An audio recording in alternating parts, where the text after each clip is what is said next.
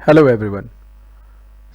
आज की क्लास में बच्चों हम लोग सबसे पहला कॉन्सेप्ट सीखेंगे, force between the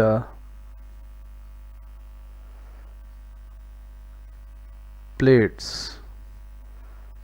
of parallel plate capacitor. अगर मैं कोई पैरेलल प्लेट कैपेसिटर लूं, देन उसकी प्लेट्स के बीच में क्या फोर्स लगेगा, आज हमें पहले ये सीखना है। ठीक है ना? तो सपोज करिए कि I am taking the two plates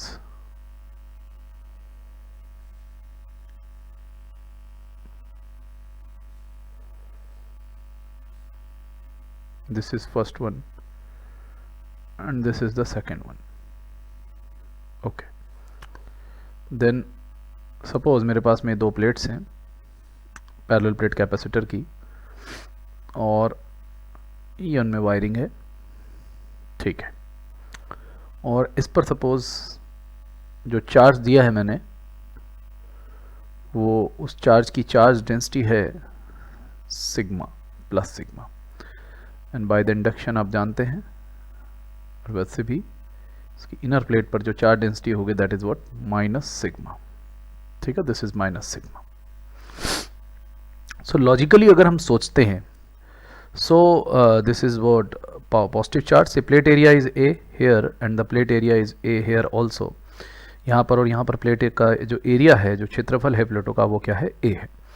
then अगर हम लॉजिकली सोचें कि ये जो प्लेट है इस पर पॉजिटिव चार्ज और इस पर नेगेटिव चार्ज है, तो ऑब्वियसली ये नेगेटिव चार्ज इस पॉजिटिव चार्ज को क्या कर रहा होगा, अट्रैक्ट कर रहा होगा। In the similar manner this positive charge कि ये जो प्लेट है this is also attracting this plate, तो हमें इसकी वजह से एक फोर्स का सामना करना पड़ेगा। मतलब there will be must be a force will be present here, जिस फोर्स को हम क्या करने वाले हैं, आज कैलकुलेट करने वाले हैं सबसे पहले। तो अगर मैं देखूं कि यहाँ पर किसी भी एक प्लेट पर, सपोज कर लो कि मेरे को इस प्लेट पर फोर्स लिखना है, तो इस प्लेट पर फोर्स कौन लगा रहा होगा, ये वाली प्लेट लगा रही होगी। ठीक है ना? तो इस प्लेट पर लगने वाले फोर्स को लिखने के लिए मुझे पहले क्या करना पड़ेगा, पहले मुझे ये देखना पड़ेगा कि ये प्लेट रखी एक्चुअल में कहाँ है। ये प्लेट इस वाली प्लेट की इलेक्ट्रिक फील्ड में रखी हुई है। तो अगर मैं simply F equals to Q E लिखता हूं, जहां पर कोई क्यू चार्ज अगर ई इलेक्ट्रिक फील्ड में रखा हुआ है, तो उस पर एक्सपीरियंस्ड होने वाला फोर्स F क्या होता है, दैट इज क्यू ई। ठीक है ना? ओके, अच्छा। देन अगर ये पॉजिटिव चार्ज होता है, दो इस पर जो फोर्स लग रहा होता है, then that is in the direction of field. If this charge is negative then the force will be in the opposite to the direction of electric field. तो अगर मैं यहां पर फोर्स देखना चाह रहा हूं जैसे कि, तो इस प्लेट पर फोर्स इस डायरेक्शन में लगेगा, क्योंकि इस वाली पॉजिटिव प्लेट की वजह से यहां पे इलेक्ट्रिक फील्ड की डायरेक्शन क्या होगी, ये होगी। तो इस पर जो फोर्स लगेगा वो इस डायरेक्शन में लगेगा, opposite to the field, because this plate is negative. अच्छा, यहां दूसरी बात ये समझने वाली है कि when I am writing the electric field here, then I have to write the electric field because of only this plate. क्योंकि यहां पर अगर मैं क्यू ई को लेता हूं, फोर्स लिखता हूं क्यू ई के अकॉर्डिंग, तो E is an external electric field. Q की इलेक्ट्रिक फील्ड को हम इग्नोर करते हैं उस पॉइंट पर। जब हम क्यू पर फोर्स लिख रहे होते हैं तो हम क्यू की इलेक्ट्रिक फील्ड को क्या करते हैं, इग्नोर करते हैं, नहीं कंसीडर करते हैं। ऐसा हमने इलेक्ट्रोस्टैटिक प्रेशर निकालते समय भी किया था। while deriving the electrostatic pressure we also done just like this one। so अगर मैं यहाँ पर फोर्स लिख रहा हूँ क्यू ई के अकॉर्डिंग, तो it is clear, it must be clear कि यहाँ पर जो ई इलेक्ट्रिक फील्ड है that is only because of this plate. और अगर मैं इसका चार्ज लिखना चाहूँ सिंपली केवल, then this charge will be what, sigma into A. Direction opposite हो जाएगी, तो मैं प्लस माइनस नहीं यूज कर रहा हूँ, I am only writing the sigma A here. Okay, then अगर आप चाहें तो माइनस लिखना चाहें तो आप यहाँ माइनस लगा सकते हैं, उसमें कोई दिक्कत नहीं है, आपको डायरेक्शन भी साथ में मिलने लग जाएगी। And E is the electric field. अब यहां पर इलेक्ट्रिक फील्ड क्या होगी, सिग्मा अपॉन 2 एप्सिलॉन नॉट। ये electric field because of only single plate, only because of single plate. मतलब समझ रहे हैं क्या, किसी एक प्लेट की फील्ड ही लिखी है, इस फील्ड अगर इस पर फोर्स लिख रहे हो तो इसकी खुद की फील्ड को तुम्हें इग्नोर करना है, नहीं लिखना है। ओके, अक्सर यही गलती होती है कि यहाँ पर हम sigma upon epsilon not use कर लेते हैं क्योंकि नेट इलेक्ट्रिक फील्ड होती है। यहाँ पर हमें नेट इलेक्ट्रिक फील्ड नहीं लिखनी है इन दोनों की वजह से। इस पर फोर्स लिखेंगे तो इस वाले की वजह से जो यहाँ पर फील्ड आ रही है वो लिखी जाएगी। अगर इस पर फोर्स लिखना है तो इस वाले की वजह से यहाँ पर जो फील्ड आएगी वो लिखी जाएगी। Then what the result will be sigma square a upon 2 epsilon naught। इसको अगर मैं और सिंप्लीफाई करना चाहूँ, then in place of sigma what I can write, sigma can be written as q by a। if q charge is given here, I'm considering the q charge is given here, then what is f? f will be q square by a square, okay, a, and now 2 epsilon naught, then this a will be cancelled out, then force f is what, q square upon 2a epsilon naught, this is the force। Okay, negative sign अगर यहाँ पर लगाऊं मैं तो negative sign केवल क्या दिखा रहा है कि डायरेक्शन इधर की तरफ है। ओके, क्योंकि मैंने लिखा किस पर है, नेगेटिव प्लेट पर लिखा। और अगर यही फोर्स मैं पॉजिटिव प्लेट पर, इस वाली प्लेट पर फोर्स इधर की तरफ लग रहा होगा और इस वाली प्लेट पर फोर्स इधर की तरफ लग रहा होगा। Is that clear? Then this was the expression for the force between the parallel plate capacitor. इसकी वजह से क्या होता है कि अब प्रॉब्लम क्या आई भाई, force between the parallel plate capacitors के बीच, पैरेलल प्लेट कैपेसिटर की प्लेट्स के बीच में फोर्स लगने से क्या दिक्कत आ रही है? दिक्कत ये आ रही है कि ये प्लेट जो हैं ये एक दूसरे को अट्रैक्ट करती जाएंगी। तो प्रैक्टिकली इस तरह से अगर मैं बनाता हूँ किसी पैरेलल प्लेट को तो मेरे सामने एक बहुत बड़ी दिक्कत खड़ी हो जाएगी कि मुझे इन प्लेट्स को रोकना भी पड़ेगा, अदरवाइज ये एक दूसरे पे मर्ज हो, एक दूसरे से कांटेक्ट में आ जाएंगे और सब कुछ डिस्ट्रॉय हो जाएगा। तो इस प्रॉब्लम का सॉल्यूशन कहाँ से मिला हमें? इस प्रॉब्लम का सॉल्यूशन निकाला हम लोगों ने, साइंटिस्ट ने इस प्रॉब्लम का क्या सॉल्यूशन निकाला, let's discuss about that. That is actually what, dielectric. Dielectric, okay, so dielectric is just simply the simple and short solution for this problem। कैसे किया क्या गया? पहले तो हम डाइइलेक्ट्रिक को समझते हैं। डाइइलेक्ट्रिक को समझते हैं, परावैद्युत पदार्थ हैं, क्या होते हैं उसको समझने के लिए जैसे सपोज कर लो कि मेरे पास में कोई कंडक्टर रखा हुआ है। ओके, मैं कोई कंडक्टर मटेरियल लेता हूं, कंडक्टर मतलब चालक लेता हूं, और अगर मैं इसको इलेक्ट्रिक फील्ड ई में रखता हूं तो ध्यान से देखिए, आपको पता है इलेक्ट्रिक फील्ड ई लाइंस इसमें पेनिट्रेट नहीं करती हैं, ये बात आप जानते हैं अच्छे से। ओके, कुल मिलाकर के अंदर इलेक्ट्रिक फील्ड क्या आती है, इनसाइड इलेक्ट्रिक फील्ड क्या आती है, जीरो आती है। ऐसा क्यों हुआ होगा? ऐसा इसलिए होता है क्योंकि जब इलेक्ट्रिक फील्ड में मैंने इसको रखा तो बाय डिफॉल्ट क्या हुआ कि कुछ ऐसी सिचुएशन अराइज हो गई कि इसके अंदर जो पॉजिटिव चार्जेस थे और जो नेगेटिव चार्जेस थे वो कॉर्नर्स पर एक्यूमुलेट होने लग गए। भाई जितने भी पॉजिटिव चार्ज थे उन पर फील्ड की डायरेक्शन में फोर्स लगा तो वो सारे तो यहाँ एक्यूमुलेट हो गए, और जितने नेगेटिव चार्जेस थे वो सारे के सारे यहाँ एक्यूमुलेट होने लग गए। एक्यूमुलेशन धीरे धीरे बढ़ता चला जाता है और इस मटेरियल की एक इंटरनल इलेक्ट्रिक फील्ड डेवलप हो जाती है। इंटरनल इलेक्ट्रिक फील्ड आपने शायद इलेक्ट्रोस्टैट में पढ़ रखा होगा, मैंने यहाँ ई एक्सटर्नल लगाई है। और एक सिचुएशन आती है, ये मोमेंट तब तक चलता रहता है जब तक ई इंटरनल का मैग्नीट्यूड ई एक्सटर्नल के मैग्नीट्यूड के बराबर नहीं हो जाता। जब इन दोनों का मैग्नीट्यूड आपस में सेम हो जाता है और डायरेक्शन अपोजिट, क्योंकि इंटरनल इलेक्ट्रिक फील्ड की डायरेक्शन क्या होगी, this plus two this minus.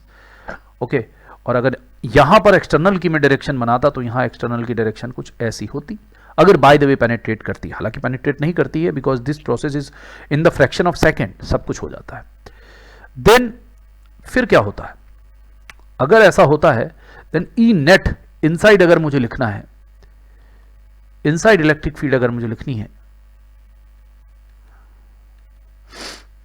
तो इनसाइड इलेक्ट्रिक फील्ड क्या होगी,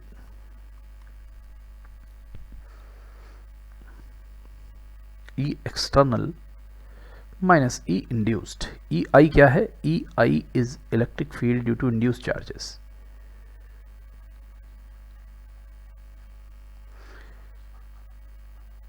electric field due to induced charges. ठीक है, तो अब अगर इस सिचुएशन में क्या हुआ, ई एक्सटर्नल और ई इंड्यूस इलेक्ट्रिक फील्ड आपस में क्या हो गई, इक्वल हो गई, तो नेट इलेक्ट्रिक फील्ड क्या आ गई मेरे पास में, 0 आ गई, क्योंकि ये दोनों आपस में एक दूसरे को क्या कर देंगी, कैंसिल कर देंगी, बिकॉज दिस, इन दोनों का मैग्नीट्यूड क्या है, बराबर है। तो नेट इलेक्ट्रिक फील्ड क्या आ गई, 0 आ गई। तो कुल मिलाकर के बॉटम लाइन इज दिस कि कंडक्टर के इनसाइड इलेक्ट्रिक फील्ड क्या होती है, 0 होती है। ऐसा क्यों हो पाया, ऐसा इसलिए हुआ क्योंकि कंडक्टर के अंदर जितने भी चार्ज करियर्स हैं वो सारे के सारे फ्री हैं, इलेक्ट्रॉन्स फ्री हैं। ओके, तो वो सारे के सारे चार्ज करियर पोलराइज हो गए, पॉजिटिव चार्जेस इधर एक्यूमुलेट हो गए, नेगेटिव चार्जेस इधर एक्यूमुलेट हो गए, और तब तक ये प्रोसेस चलती रही जब तक एक्सटर्नल इलेक्ट्रिक फील्ड के बराबर इंड्यूस इलेक्ट्रिक फील्ड नहीं आई। जैसे ही आ गई बराबर, ये प्रोसेस रुक गई, नेट इलेक्ट्रिक फील्ड अंदर 0 हो गया, नेट फोर्स लगना 0 हो गया। इसीलिए हम अंदर इलेक्ट्रिक लाइन ऑफ फोर्सेस दिखाते नहीं है, because electric field inside the conducting body is always 0। Okay, this is a concept of electrostatic.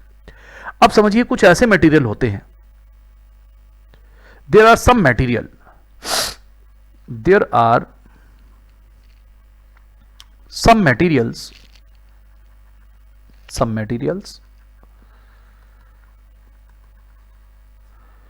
which are not polarized completely, जो कुछ ऐसे मटेरियल होते हैं नेचर में, ऐसे कुछ मटेरियल पाए जाते हैं जो पूरी तरह से पोलराइज नहीं होते। पूरी तरह से पोलराइज नहीं होने का मतलब क्या है, पूरी तरह से पोलराइज होने का मतलब है कि वापस से मैं इसे इलेक्ट्रिक फील्ड में रखूंगा, एक्सटर्नल इलेक्ट्रिक फील्ड में रखूंगा। ओके, यहां पर कुछ पॉजिटिव चार्ज करियर्स आ जाएंगे इक्का दुक्का, और यहां पर कुछ नेगेटिव चार्ज करियर्स आ जाएंगे।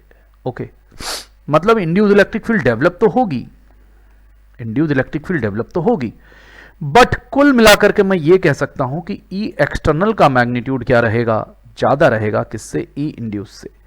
और एक्सटर्नल इलेक्ट्रिक फील्ड के बराबर मैग्नीट्यूड आने से पहले पहले ही ये प्रोसेस क्या हो जाएगी, रुक जाएगी, स्टॉप हो जाएगी, क्योंकि सारे के सारे यहां पर चार्ज करियर्स एक्यूमुलेट नहीं हो पाएंगे, क्योंकि ये कंडक्टर नहीं है, which are not conducting body. Actually ये इंसुलेटर्स होते हैं, actually these are just like insulator, but हाँ, एक पर्टिकुलर इलेक्ट्रिक फील्ड लगाने के बाद एक पर्टिकुलर पोटेंशियल पर वो कंडक्टर के बिहेवियर को शो करते हैं। हम उस पर आगे बात करेंगे डाइलेक्ट्रिक स्ट्रेंथ में। अभी हम बेसिक डाइलेक्ट्रिक के प्रॉपर कंसेप्ट को समझ रहे हैं कि एक्चुअल में डाइलेक्ट्रिक का कंसेप्ट आया कहां से। तो हुआ क्या, हुआ ये जनाब कि ई एक्सटर्नल इलेक्ट्रिक फील्ड जो लगी, ओके, उसका मैग्नीट्यूड ज्यादा रहा, और इंड्यूस इलेक्ट्रिक फील्ड क्या हो गई, जो इंड्यूस इलेक्ट्रिक फील्ड आई वो उतनी नहीं बन पाई जितनी कि एक्चुअल में एक्सटर्नल इलेक्ट्रिक फील्ड थी। तो फाइनली हम ये कह सकते हैं कि अंदर जो ई नेट आ रही है that must be something else. तो यहां पर E net electric field which is actually basically the difference of external electric field to the induced electric field. Okay, ये कुछ निकल करके आती है, बट एक्चुअली इसकी वैल्यू क्या हो गई, कुछ कम हो गई। अगर मैं सिंपली आपसे बात करूं कि यहां पर हम कंडक्टिंग प्लेट्स लेते हैं, जैसे कि मान लो एज एन एग्जाम्पल हम यहां पर लेते क्या है, हम यहां तो कंडक्टिंग प्लेट्स लेते हैं, और यहां पर जैसे कि मान लो मैंने यहां पर स्लैब ले रखी है या एक तरह की, इससे इसको फिल कर रखा है, तो यहां पर इंड्यूस इलेक्ट्रिक फील्ड आएगी। यहां पर जो चार्ज करियर्स है, अगर इलेक्ट्रिक फील्ड की डायरेक्शन हालांकि अभी बनाई नहीं मैंने, ओके, एक बार बना देता हूं मैं उसको, कि यहां पर मान लो एक स्लैब सी लगा दी मैंने, इंड्यूस इलेक्ट्रिक फील्ड की डायरेक्शन ये, तो यहां पर इक्का दुक्का पॉजिटिव चार्जेस होंगे और यहां पर नेगेटिव चार्जेस होंगे। ओके, और सपोज कर लो इसको मैंने प्लस सिग्मा दे रखा है इस प्लेट को, और इस प्लेट को माइनस सिग्मा दे रखा है। तो ई नेट क्या लिखूंगा मैं, ई नेट एक्चुअल में क्या आएगी, अब देखिए सिग्मा, एक तो इलेक्ट्रिक फील्ड इसकी वजह से होगी इस डायरेक्शन में, इसकी वजह से नेगेटिव चार्ज की वजह से भी इस डायरेक्शन में, तो पर्टिकुलरली मैं बना देता हूं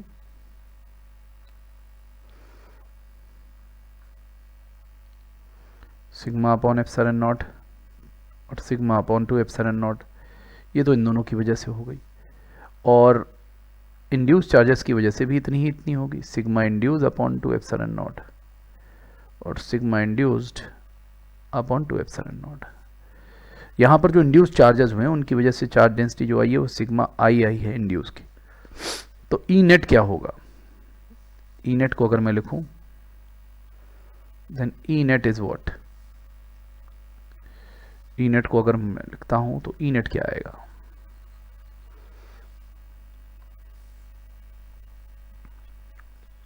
ई नेट आएगा मेरे पास में सिग्मा अपॉन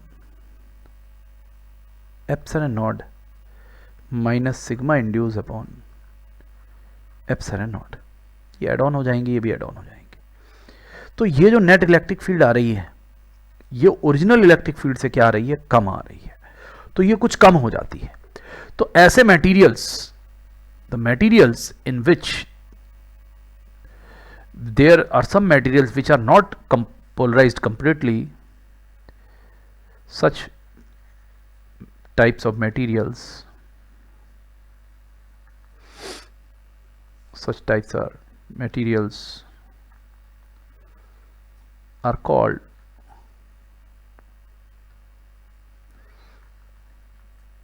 dielectrics। तो इस तरह के मटेरियल्स को हम क्या कहते हैं, जनरली डाइलेक्ट्रिक कहते हैं। बेसिकली दीज आर इंसुलेटर,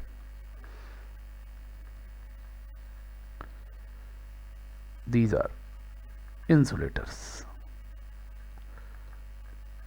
ये एक तरह के इंसुलेटर मटेरियल होते हैं। बट हम ये कह सकते हैं कि इसमें इतना इंसुलेशन नहीं होता कि बिल्कुल ही चार्ज का कंडक्शन ना हो, कुछ चार्ज कंडक्ट करता है और अंदर इंड्यूस्ड इलेक्ट्रिक फील्ड डेवलप हो जाती है। ठीक है बच्चों, सो उस इंड्यूस्ड इलेक्ट्रिक फील्ड के डेवलप होने की वजह से क्या होता है, यहाँ पर जो नेट इलेक्ट्रिक फील्ड आ रही है, यहाँ जो नेट इलेक्ट्रिक फील्ड आ रही है, देखें यहाँ जो नेट इलेक्ट्रिक फील्ड आ रही है वो नेट इलेक्ट्रिक फील्ड कुछ कम आ रही है। सो अगर मैं इसको जस्ट लाइक इस तरह से कंपेयर करूँ सिग्मा अपॉन एप्सिलॉन नॉट, तो ये एक्चुअल में कुछ कम हो जाती है ओरिजिनल से। तो ये के फैक्टर अगर मैं कम मानता हूँ then K is called as dielectric constant. अगर हम मान रहे हैं कि ये कम हो रही है, कितना कम हो रही है, मान लेते हैं कि के फैक्टर से कम हो जा रही है इलेक्ट्रिक फील्ड। अगर मैं सिंपली लिखता, प्लेन प्लेट्स लेकर के लिखता, तो मैं क्या लिखता, electric field net E net क्या लिखता, सिग्मा अपॉन एप्सिलॉन नॉट लिखता। लेकिन अब आ कितनी रही है, कुछ कुल इतनी आ रही है, sigma upon epsilon not minus sigma upon epsilon not, तो कुछ कम हो गई। तो मान लेते हैं के फैक्टर कम हो गई, then this K factor is known as what, dielectric constant. इस के फैक्टर को हम क्या कहेंगे बच्चों, डाइलेक्ट्रिक कांस्टेंट कहेंगे। ठीक है ना, तो ये बेसिक फंडा है डाइलेक्ट्रिक कांस्टेंट का। अब डाइलेक्ट्रिक को यूज करने से क्या क्या मुझे प्रॉफिट हो रहा है या क्या क्या नुकसान हो रहा है, इस पर आने वाली क्लासेस में हम लोग धीरे धीरे डिस्कशन करते रहेंगे, चर्चा करते रहेंगे। तो डाइलेक्ट्रिक, अगर मैं यहां पर कैपेसिटेंस की बात करता तो C बेसिकली क्या होता, C मेरे पास में Q अपॉन V होता। ओके, मतलब सिग्मा अपॉन, अगर मैं सिंपली बात करूं Q अपॉन V से, तो फाइनली मेरे पास में क्या आता, सिग्मा अपॉन A, V को मैं क्या लिख सकता हूं, E इंटू डी। ठीक है ना, V equals to E D से। देन इलेक्ट्रिक फील्ड की वैल्यू जरा यहां रखते हैं, इलेक्ट्रिक फील्ड की वैल्यू क्या आई हमारे पास में, सिग्मा अपॉन एप्सिलॉन नॉट के इंटू डी। सिग्मा से सिग्मा कट गया मेरे पास में, ठीक है ना। ओके, सिग्मा से सिग्मा अगर मैं काट रहा हूँ तो मैं क्यू की वैल्यू क्यों रख रहा हूँ, तो एक काम करता हूँ मैं इसको ऊपर थोड़ा सा करेक्ट कर लेता हूँ। या तो मैं क्यू रखूँ या तो मैं इसको सिग्मा इंटू ए रखूँ। ठीक है ना, सिग्मा चार्ज डेंसिटी मैंने कंसीडर करी है, then this A will not here, A will be here. Okay, is it clear? Sorry for that. Yeah, Q by V. Then Q is what? Sigma A upon potential is ED. Now put the value of E, sigma upon epsilon naught K. Then this becomes sigma, sigma sigma cancel out, epsilon naught K A by D C. Okay, so capacitance क्या I basically, ये capacitor, capacitance of parallel plate capacitor.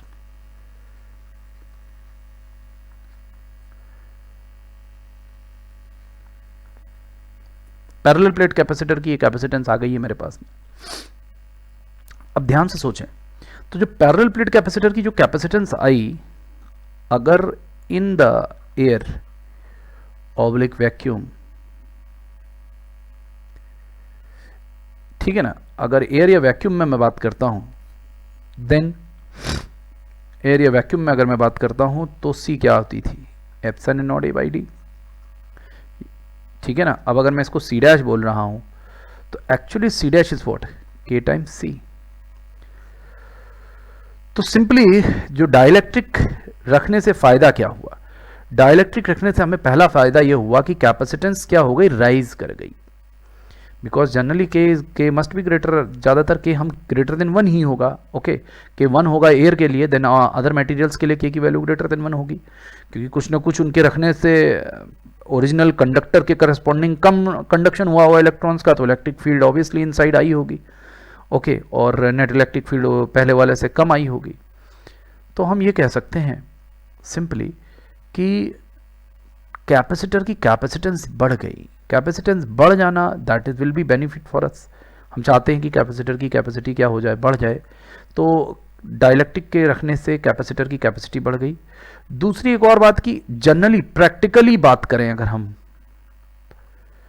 तो practically अभी हमने बात करी थी parallel plates के बीच में फोर्स की, तो प्रैक्टिकली अगर हम बात करें तो force between the parallel plate capacitor की अगर लगता रहेगा तो वो हमारे लिए मुश्किल काम है। तो हम करते क्या हैं कि एक डाइलेक्ट्रिक लेते हैं और डाइलेक्ट्रिक को लेने के बाद इसकी इस वाले इंटरफेस पर हम मेटल की कोटिंग कर देते हैं। ये प्रैक्टिकल अपेयरिंग है, ठीक है ना, और इस वाले पर भी हम मेटल की कोटिंग कर देते हैं। तो अब उससे क्या हुआ, मेटल कोटिंग कर देने से क्या हुआ कि ये सरफेसेस तो कंडक्टर की तरह से बिहेव करने लगेंगी और ये क्या हो जाएगा, डाइलेक्ट्रिक हो जाएगा। तो प्रैक्टिकलिटी में अगर हम बात करें तो बिना डाइलेक्ट्रिक के कैपेसिटर होता ही नहीं है, ओके। आप कभी भी कैपेसिटर को देखेंगे तो उसके अंदर आपको डाइलेक्ट्रिक जरूर फील्ड मिलेगा। तो इसकी वजह क्या है, अब अगर बीच में डाइलेक्ट्रिक कैपेसिटर्स के बीच में सोचिए, यहां पर डाइलेक्ट्रिक की प्लेट को के ऊपर हमने डेवलप किया है, फर्मेंट किया हुआ है उसको, देन ये प्रैक्टिकल कैपेसिटर होगा। अब इसमें इस प्लेट और इस प्लेट के बीच में फोर्स ऑफ अट्रैक्शन के लिए हमारे पास कोई हेडेक नहीं है कि ये प्लेट्स इसमें जाकर के मर्ज हो जाएंगे, ऐसा कुछ भी नहीं है। और अगर हम एक सिंपल कैपेसिटर लेते तो उसमें ऐसा होता कि ये दोनों प्लेट्स एक दूसरे की तरफ फोर्स अपेयर करा रही थी। हालांकि फोर्स यहाँ भी लगेगा जरूर, बट वो ये प्लेट और ये प्लेट, मान लीजिए यहाँ पर मैंने पॉजिटिव प्लेट बना ली, ये पॉजिटिव कोटिंग है यहाँ पर और यहाँ पर नेगेटिव कोटिंग, तो ये दोनों एक दूसरे पर कभी भी मर्ज नहीं हो पाएंगे। सो ये डाइलेक्ट्रिक ले लेना एक्चुअल में कैपेसिटर बनाने का एक प्रैक्टिकल तरीका भी है, ठीक है ना, ओके। सो डाइलेक्ट्रिक को का यूज हमने समझ लिया है। अब हम इस बात को समझते हैं कि बेसिकली जेईई और नीट के पॉइंट ऑफ व्यू से डाइलेक्ट्रिक में क्या चीज है जो ऐसी जो अछूती रह जाती है और जनरली हम जिस पर बात नहीं करते। जेईई और नीट, जेईई का एग्जाम हो चाहे नीट का एग्जाम हो, इन बोथ द एग्जामिनेशन इस बात का डिस्कशन जरूर होता है, that is insertion of dielectric. वो प्रैक्टिकल बेस्ड प्रॉब्लम नहीं रहती है जनरली, हम ऐसा मान के चलते हैं कि डाइलेक्ट्रिक ले और डाइलेक्ट्रिक को इंसर्ट करें। जैसे ये मेरे पास में एक कैपेसिटर है, ठीक है ना। अब हम क्या कर रहे हैं, यहां पर एक डाइलेक्ट्रिक की प्लेट ला रहे हैं और इस डाइलेक्ट्रिक की प्लेट को इस कैपेसिटर के अंदर इंसर्ट करा रहे हैं, ठीक है ना, ओके। तो इस तरह की प्रॉब्लम्स पूछी जाती हैं कि अगर हम डाइलेक्ट्रिक के को कैपेसिटर के अंदर इंसर्ट कराएंगे तो क्या क्या फैक्टर्स चेंज होंगे और क्या क्या फैक्टर्स चेंज नहीं होंगे। फिर इसमें कई बार स्विचिंग को भी इन्वॉल्व कर दिया जाता है और इसके अंदर स्विच की जो कंडीशंस हैं स्विचिंग को भी इन्वॉल्व कर देते हैं। तो ध्यान रखें, इस तरह की वैरायटी बनती है। तो अब हमें यह समझना पड़ेगा कि अगर हमने किसी डाइलेक्ट्रिक को किसी कैपेसिटर के अंदर इंसर्ट कराया तो क्या क्या सिचुएशंस हमारे सामने आ सकती हैं और कौन कौन से पैरामीटर्स हैं जो चेंज होंगे और कौन कौन से पैरामीटर्स हैं जो चेंज नहीं होंगे। तो हम उन पर भी बातचीत कर लेते हैं। तो मैं सबसे पहले, फिर हम लोग इस पर बेस प्रॉब्लम कर लेंगे। अब इसमें दो कैटेगरी होती है। पहली कैटेगरी होती है एट कांस्टेंट चार्ज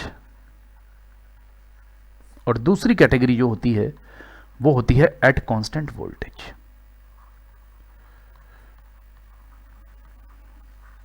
मतलब डाइलेक्ट्रिक को तुम इंसर्ट कराओगे, इंसर्शन ऑफ डाइलेक्ट्रिक,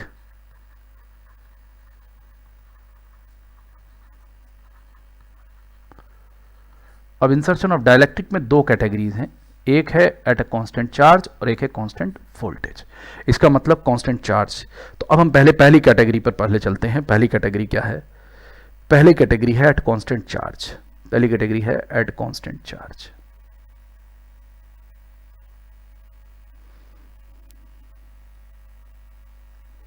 मतलब कहने का मतलब यह है कि कांस्टेंट चार्ज पर हम इंसर्ट कराएं।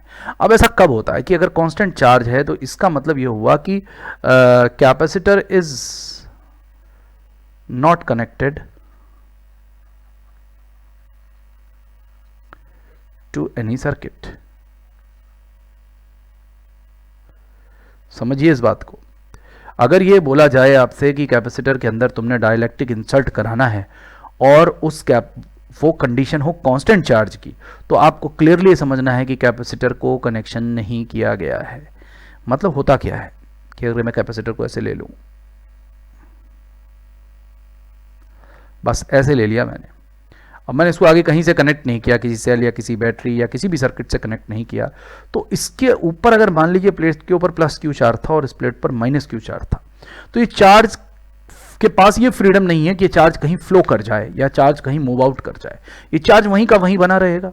इसका मतलब ऐसी सिचुएशन में चार्ज चेंज नहीं होगा। अब चार्ज चेंज नहीं होगा तो हमें ये बात समझनी पड़ेगी कौन कौन से पैरामीटर्स हैं जो चेंज हो सकते हैं। There are some parameters which may be change also. तो कौन कौन से पैरामीटर चेंज होंगे और कौन कौन से पैरामीटर चेंज नहीं होंगे, इन पर हम बात कर लेते हैं एक बार, ठीक है ना। तो सबसे पहली बात, चार्ज कांस्टेंट रहेगा, क्यों तो ऑलरेडी क्या रहेगा, कांस्टेंट रहेगा। अब मैं चलता हूं वोल्टेज के पास में। तो वोल्टेज पर बात करने से पहले हम कैपेसिटेंस की अगर बात कर लें तो सी क्या हो जाएगा, वो तो के टाइम सी हो जाएगा। कैपेसिटर की कैपेसिटेंस तो के टाइम सी हो जाएगी। जैसे ही डाइलेक्ट्रिक आएगा तो सारी कंडीशंस इलेक्ट्रिक फील्ड की जो हमने बता रखी हैं वो अप्लाई होंगी, और फाइनली कैपेसिटर की जो कैपेसिटेंस है वो क्या हो जाएगी, के टाइम्स हो जाएगी। तो कैपेसिटेंस की अगर हम बात करें तो कैपेसिटेंस तो बढ़ जाएगी डाइलेक्ट्रिक के रखने से। और एक बात ध्यान रख लीजिए, डाइलेक्ट्रिक को अगर इंसर्ट कराते हैं तो कैपेसिटेंस 100% बढ़ ही रही है, ठीक है ना। अभी मैं इंसर्ट करा रहा हूँ, मैं मान लेता हूँ कि यहाँ से कोई डाइलेक्ट्रिक चिप आ रही है या डाइलेक्ट्रिक प्लेट ला रहा हूँ, मैं स्लैब ला रहा हूँ और उसको इसके अंदर क्या करा रहा हूँ, इंसर्ट करा रहा हूँ। ध्यान रखें। तो पहली चीज़ तो ये ध्यान रखनी है हमें कि कैपेसिटेंस जो है वो क्या हो जाएगी, राइज कर जाएगी। दूसरी बात, अगर मैं वोल्टेज की बात करूं तो पोटेंशियल V का क्या होगा, V एक्चुअली क्या होता है, Q/C। तो Q तो कांस्टेंट है, लेकिन K मेरे पास में क्या हो जाएगा, KC हो जाएगा। तो जो नया वोल्टेज V' आएगा that will be V/K। Q/C is what your V/K। तो वोल्टेज क्या हो जाएगा, डिक्रीज हो जाएगा। जो प्लेट्स के अक्रॉस पोटेंशियल डिफरेंस होगा वो क्या हो जाएगा, कम हो जाएगा। किसके आने से, डाइलेक्ट्रिक स्लैब के रखने से कांस्टेंट चार्ज की सिचुएशन में। ध्यान रखिए, ये जो बातें मैं बता रहा हूँ ये सारी की सारी तब बता रहा हूँ when it is already mention कि चार्ज मस्ट बी कांस्टेंट। अगर कांस्टेंट चार्ज हो उस सिचुएशन में हम बात कर रहे हैं, ठीक है ना। ओके, देन अगर इलेक्ट्रिक फील्ड की बात करें तो इलेक्ट्रिक फील्ड पहले क्या थी, ऑब्वियसली इलेक्ट्रिक फील्ड E/K हो जाएगी। ये चीज़ हम लोग अभी डिस्कस कर चुके हैं। डाइलेक्ट्रिक स्लैब जैसे ही रखेंगे हम तो electric field is what, E/K हो जाएगी, क्योंकि चार्ज कांस्टेंट बोला गया है, चार्ज कहीं भी चेंज नहीं हो रहा है। हाँ, अगर चार्ज के पास लिबर्टी होती तो हम उस तरह से सोच सकते थे, लेकिन अभी इलेक्ट्रिक फील्ड जो नहीं आएगी E' दैट इज E/K। इसका मतलब इलेक्ट्रिक फील्ड भी क्या हो जाएगी, डिक्रीज हो जाएगी। तो पोटेंशियल एनर्जी की बात करें तो U is what, Q²/2C। Okay, तो U is what, Q²/2K times C। तो जो नया जो पोटेंशियल एनर्जी U' आएगी that will be also U/K। So potential energy भी क्या हो जाएगी, डिक्रीज हो जाएगी, ठीक है ना। तो ये हमने बात कर ली कि चार्ज अगर कांस्टेंट है तो कांस्टेंट चार्ज की सिचुएशन में क्या क्या चीज़ें चेंज हो जाएंगी। फिर से एक बार समराइज कर दे रहा हूँ मैं। चार्ज कांस्टेंट है, पोटेंशियल कैपेसिटेंस बढ़ जाएगी, पोटेंशियल डिक्रीज हो जाएगा, K टाइम्स 1/K हो जाएगा। इसी तरह से इलेक्ट्रिक फील्ड की बात करें तो इलेक्ट्रिक फील्ड क्या हो जाएगी, डिक्रीज होकर E/K टाइम्स हो जाएगी। और अगर पोटेंशियल एनर्जी की बात करें तो वो भी 1/K टाइम्स हो जाएगी, ठीक ठीक है ना। ओके, अब हम चलते हैं, अब हम बात करेंगे कि जो सेकंड केस है, जो सेकंड क्राइटेरिया है, when potential V is constant. अब सोचिए V कांस्टेंट होने का मतलब क्या है।